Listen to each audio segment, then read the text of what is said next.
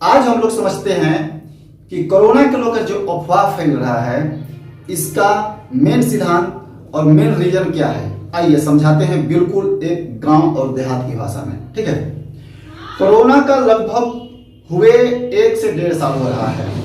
ठीक, अब समझने वाली बात है कि कोरोना जब शुरू आया तो किसी को पता भी नहीं था, लोग सुने भी नहीं थे कि कोरोना क्या होता है। तो उसमें लोगों में एक दहशत फैल गई थी। सरकार जो बातें बोलती थी लोग वो बातें मानते थे।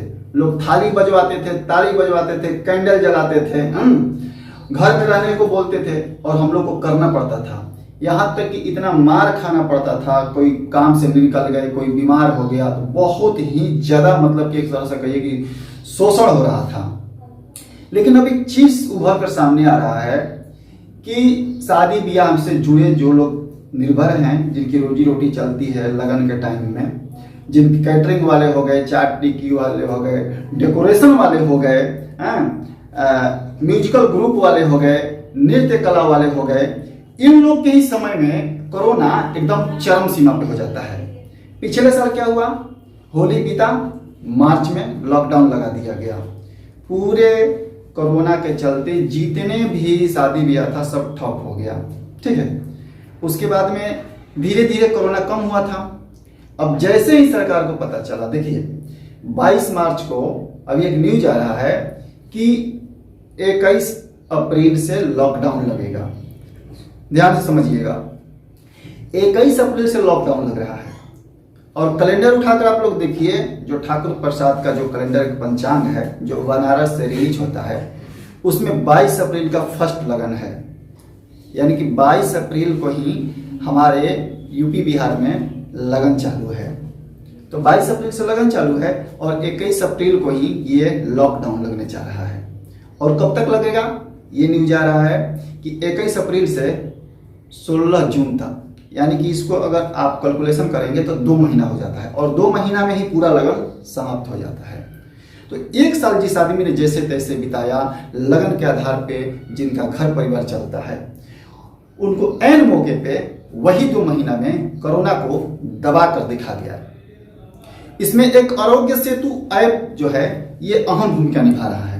किसी को कहने की कोई जरूरत ही नहीं पड़ रहा है। आरोग्य सेतु उलाटिए, उसको उघारिए, उसको देखिए, उसमें दिखाता है बिहार में इतने लोग मर गए, इंडिया में इतने लोग मर गए, इतना केस आ गया।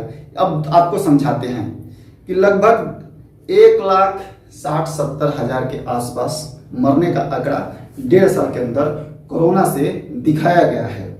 अब आपको दिखाते हैं कि इसके अलावा लोग किस चीज से मर रहे हैं। बहुत सरकार को एक तरह से टेंशन है ना, चिंता है कि कोरोना से लोग मर रहे हैं तो बचाइए। आइए सरकार की हिम्मत देखते हैं, अगर बचाना ही है तो किसको बचाना चाहिए। हमारे पास एक रिपोर्ट है, भारत में हर साल कैंसर के मरीज 10 लाख पार कर रहे हैं। कैंसर के मरीज 10 लाख पार कर रहे हैं। कैंसर के लिए तो कोई अभियान नहीं चल रहा है, कोई मतलब जागरूकता नहीं है रोड पे कि हाँ कैंसर इस चीज से फैल रहा है, आप कैंसर से दूर रहिए, आप कैंसर का ये बचाव है, यहाँ जाएंगे तो कैंसर हो जाएगा। इस पे तो कोई नहीं विचार हो रहा है। दूसरा बात है टीबी 27 लाख पर साल, हर साल भारत में टीबी के मरीज 27 लाख पार कर जाते हैं। टीबी के लिए तो कोई ऐसा खास योजना दिख नहीं रहा है।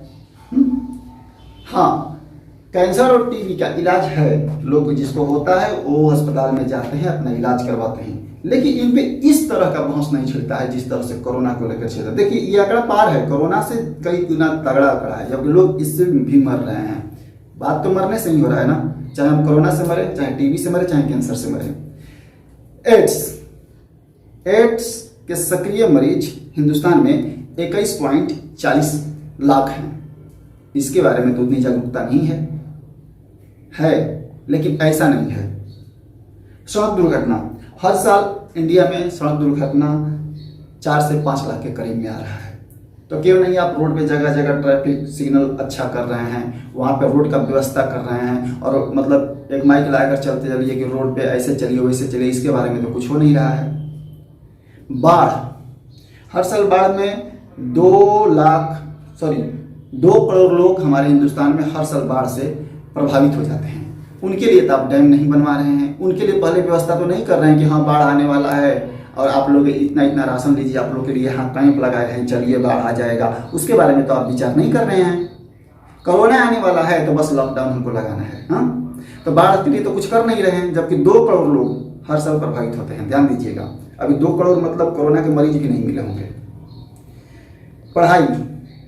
पढ़ाई कितने हैं? पढ़ाई में अभी 74% जो है साक्षरता पुरुषों का है और महिला का है 65%। बाकी लोग क्यों नहीं पढ़ रहे हैं, उस पर आपको ध्यान नहीं है कि 25% पुरुष और 35% जो लेडीज है ये लोग नहीं पढ़ पा रहे हैं। क्यों नहीं पढ़ पा रहे हैं? इसके लिए तो आप अभियान नहीं चला रहे हैं कि पढ़ाई नहीं हो तो घर घर टीचर भेज दें, घर में रहो लेकिन पढ़ो, स्कूल नहीं जा रही हो तो लेकिन पढ़ो, किसी भी तरफ पढ़ो। इस पर तो आपका विचार नहीं है। गरीबी, हमारे हिंदुस्तान में जो गरीबी है 370 मिलियन है, यानी कि 1 मिलियन में 10 लाख होता है, तो 370 मिलियन गरीब है। उस पर तो आपका कोई विचार नहीं है कि चल करके एक सर्वे करें, हाँ ये भाई गरीब हैं, इनको क्या क्या कमी है और इनका गरीबी खत्म कर दें। कोरोना को आपको ज़्यादा टेंशन पड़ा हुआ है, खास करके हमारे बिहार सरकार और हमारे ये क्या बोलते हैं जो केंद्र में बैठे हैं भारत सरकार। और सबसे बड़ी बात, जहाँ चुनाव हो रहा है वहाँ रैली में तो ये सब नहीं कर रहे हैं, ऑनलाइन से बोल रहे हैं कि पढ़ाई ऑनलाइन करो। पिछले साल शादी भी ऑनलाइन हो रहा था, हर कुछ ऑनलाइन हो रहा था कोरोना की वजह से। तो क्यों नहीं भैया, आप कोरोना में आप जो नेता लोग बैठे हैं ना, दोगलपन कर रहे हैं, तो ये जो आपका प्रचार जो होता है, मानते हैं चुनाव होना चाहिए, ठीक है 5 साल में चुनाव कराइए ना, तो ऑनलाइन प्रचार कीजिए, ऑनलाइन प्रचार कीजिए। उसमें तो आप हेलीकॉप्टर लेकर दौड़ते हैं, खुला आदमी मतलब जनसभा बुलाते हैं कि इतना दिखाते हैं, 10 लाख हमारे जनसभा में लोग आए, हमारे जनसभा में 20 लाख लोग आए। उस समय तो कोरोना आपका नहीं बढ़ता है। और मतलब चोरी एक तरह से हो रहा है, चोरी हो रहा है। पता है रात में लॉकडाउन लगाया जा रहा है, रात में तो चोरी होता है और रात में लॉकडाउन लगा दिया जा रहा है ताकि 1-2 लोग घूमते हैं, वो भी मत घूमे, हमको जो करना है कर लें। सुबह शाम मार्केटिंग करा दे रहे हैं, फिर दोपहर में लॉकडाउन लगा दे रहे हैं कि दोपहर में कोई नहीं घूमता है, 1-2 घूमते हैं तो देखें कैसे ये काम। अरे भैया पता है वर्ल्ड लेवल बहुत बड़ी साजिश चल रही है, हम लोग को बताया नहीं जा रहा है। बहुत बड़ी साजिश चल रही है वर्ल्ड लेवल पे कोरोना के नाम पे। अच्छा, लास्ट में एक और बात समझाना चाहेंगे कि कोरोना के नाम पे हमको तो लगता है कि साला कोरोना के नाम पे ना बड़े बड़े उद्योगपति, बड़े बड़े नेताओं का साला किडनी बदला गया है। बहुत गुस्सा आ रहा है ये सब बात मतलब सुन करके, और बोलने में भी हम लोग को आया है। किडनी जब कोरोना में ये लोग साबित कर दिए थे कि कोरोना का जो डेड बॉडी है वो परिवार वाले को नहीं सौंपा जाएगा। क्यों नहीं सौंपा जाएगा? जब आप उसको पैक कर दिए हैं, कोरोना किट लगाकर, सुनिए, कोरोना किट लगा करके, कोरोना ड्रेस पहन करके, जिससे कि वायरस न पकड़े, आप कोरोना मरीज को ट्रीटमेंट देते हैं, दवा करते हैं, और मरने के बाद में हम कोरोना किट लगाकर उसका दाह संस्कार क्यों नहीं कर सकते हैं? चुतिया बना रहे हैं उसको। जब आप पूरा सील कर देते हैं और सील करके हमको दीजिए ना, हमारा बाप है, हमारा माँ है, तो हम ठीक है कोरोना किट पहन करके हम उसका दाह संस्कार कर देंगे। लेकिन नहीं, उसमें से कई जगह आप लोग देखें कि ये लोग बोलते थे कि हम लोग खुदे दफना देंगे, खुदे जला देंगे। उसमें क्या हुआ था? कई जगह न्यूज आया था कि कोरोना के वजह से जो डेड बॉडी है उसमें से किडनी गायब है, उसमें से लीवर गायब है, उसमें से दिल गायब है। तो क्या हो रहा है, किस मतलब बदला जा रहा है किसी का?